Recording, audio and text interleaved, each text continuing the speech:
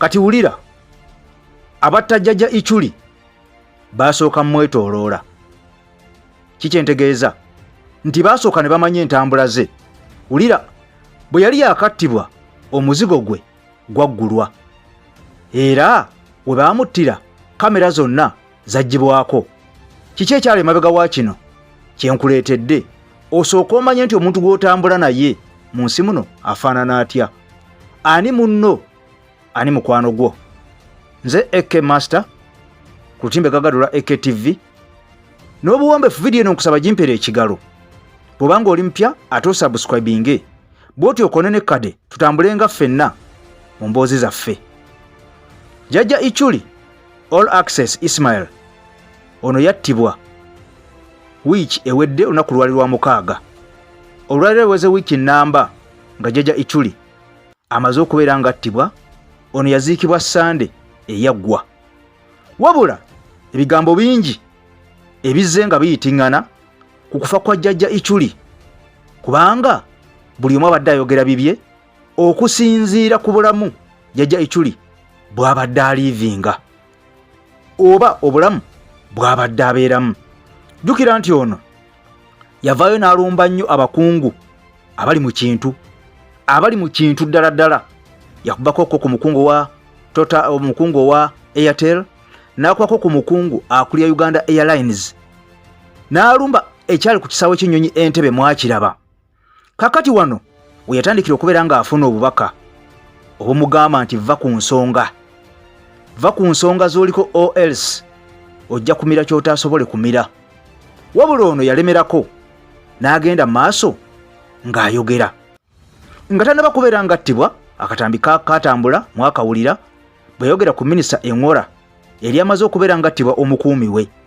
Ebigambo byayogera byali bingi nnyo era byali bisasamaza era nga bikanga oba oli awo n'okubeera nga byennyisa emmeeme naddala abantu abo aba famire ey'omugenzi eyali attiddwa.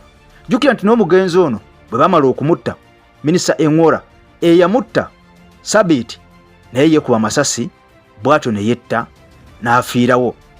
Kakati Isma Olaxess olunaku lwali lwa 6 bw'atyo n'ayolekera emunyonyo. Ono yali yambadde t-shirt eya white n'akaladi mu bulago ng'ataddemu short oba kiyite ekinu, era olunaku lwagenda bulungi akawungeezaako n'afundikira ng'amaliriza bulungi era ng'ayolekedde ewuwe ekyanja.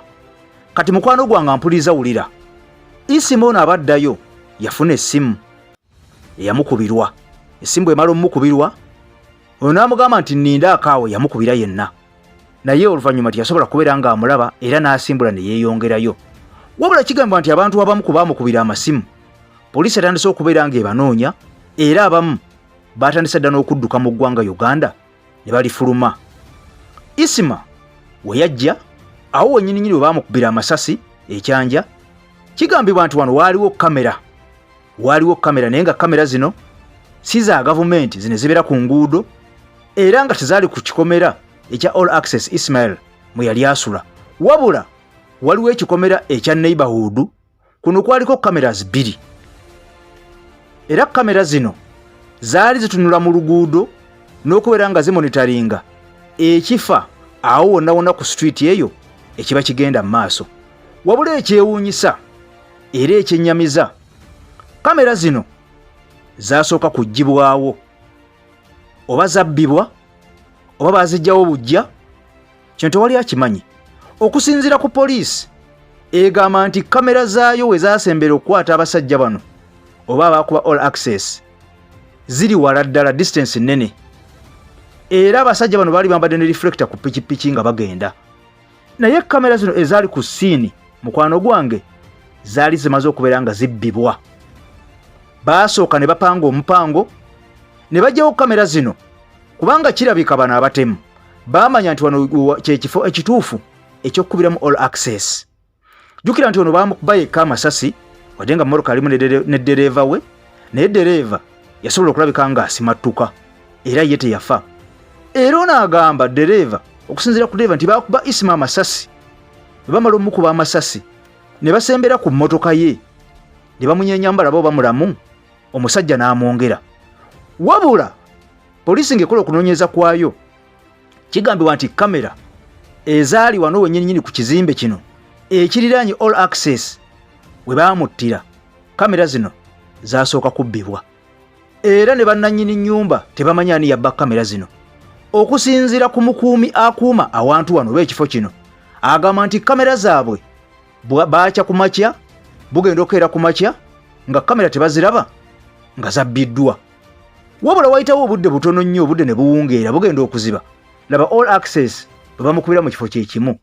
Ne kyebuuzibwa omuntu eyatta Isma yali amaze kubala nti kamera zijja tukwata, n'azijjawo oba n'azibba n'azitwala asobole okukola omulimu guno. Era ebyo ng'obitadde ku mabbali, Ismail Olaxess omuzigo gwe yali asulamu guno nga yali agupangisa emitwalo 8. Kigambwa nti ono bw'amala okuttibwa teyatuuka wuwe ng'ava emunyonyo. Wabula ekyewuunyisa, omuzigo gwe gwasangibwa mu ggule. Ekibuuzo, ani yaggula omuzigo guno? Era ani yalina ebisumuluzo ebirala? Era bwe yaguggula kiki kye yatwala? Kye yajja omwo n'akitwala? Kubanga kigambwa nti muno baasangamu ntebe, nga mulimu ne TV, nga mulimu essimu n'obuliri. Essimu emu ey'omu ngalo n'obuliri n'ebintu ebikozesebwa, naye tewali kintu kiraga na kimu nti waliwo omuntu yali ayingiddemu, nti oba waliwo omuntu alina kye yajja n'atwala okuva mu nju eno eya Olaxess oba omuzigo gwe kwe yali apangisa. Naye ate ekyewuunyisa oba ekyennaku, omuzigo guno gwasangibwa mu ggule nga si musibe. Ebintu bino byaggyibwamu mu luumu eno ne bitwalibwa ezzana ewa taata we eyali amuzaala. Olaxess bw'atyo n'abeera nga yattibwa, naye nga kigambwa nti n'omudereva we ono yasooka kuba mukwano gwe. Kigambwa nti Isma bwe yafuna eyo ekyanja, omusajja ono yali akuba bulooka, dereva we. Omusajja ono yali akuba bulooka, wabula yasooka kubeera nga avuga special side z'ekyanja eyo. Wabula lockdown bwe yajja ng'emmoloka tezikyatambula, ono yasalawo n'adda mu kuba bulooka asobole okubeezaawo obulamu ne famire ye. Wabula Olaxess bwe yasanga omusajja ono nga bw'onoosanga abantu ku kyalo ne batandika okubeera nga banyumya, emboozi n'ekwatagana, n'amugaa nali dereva era ogendo kakana bano nga bakwataganye. Era Isma n'atandika okubeera nga omusajja ono ye dereva we eyali amuvuga buli lunaku, kubanga omusajja ono naye yali abeera ku kitundu ekyo kyekimu nga ate ne Ismail gye yali apangisizza nga naye gy'abeera. Wabula ekyebuuzibwa, kamera zino zaalagawa mu kifo Olaxess we yattibwa? Zaaliwo lwaki zaavaawo? Kamera zino ani yaziggyawo? Omuzigo guno ani yaguggula? Era bwe yaggula omuzigo guno yatwala ki? Byonna bibuuzo. Bw'ati Olaxess yaziikibwa olunaku lwali lwa Sande ku kyalo ekiyitibwa Katwe, Enkoko Njeru mu Mukono district, oluvannyuma lw'okubeera nga yattibwa mu bukambwe obw'ekitalo. Era bw'atu n'atuva ku maaso tujja kubeera nga tumujjukira kuba yali musajja wa njawulo ng'alina byakola eby'enjawulo, oba oli awo omuntu omulala yenna byatasobola kubeera ng'akola ng'omuntu.